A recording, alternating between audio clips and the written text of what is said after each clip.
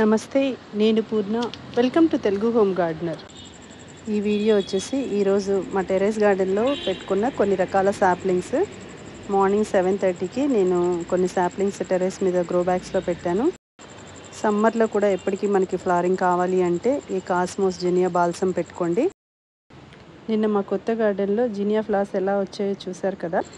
అలాగే టెర్రస్ మీద ఈరోజు బాల్సమ్ సాప్లింగ్స్, రకరకాల సాప్లింగ్స్ మల్టీపెటల్వి రీపాట్ చేశాను. ఇవి 1 మంత్లో మనకు ఫ్లవరింగ్ వచ్చేస్తాయి. అలాగే ఎడీనియం కూడా చాలా బాగా పూస్తున్నాయి. చూడండి ఎంత బాగున్నాయో. మల్టీపెటల్వి గ్రాఫ్టెడ్ మొక్కలు ఇవి.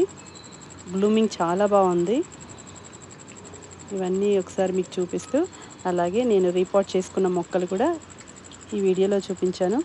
సో చాలామంది గార్డెనింగ్ స్టార్ట్ చేసేవాళ్ళు సమ్మర్లో కూడా మీకు ఫ్లవరింగ్ ఉండాలి అనుకుంటే లిల్లీ ఫ్యామిలీకి చెందిన ఏవైనా బల్బ్స్ కావచ్చు, అంటే మనకు ట్యూబ్ రోసెస్ కానీ లేదంటే ఆమర్ లిల్లీ కానీ ఇవి కూడా సమ్మర్లో పెట్టుకోవచ్చండి. వీటితో పాటు జినియా, కాస్మోస్, బాల్సమ్ సాప్లింగ్స్ పెట్టుకోండి. ఎప్పుడు గార్డెన్ అంతా ఫ్లవర్స్తో నిండుగా ఉంటుంది.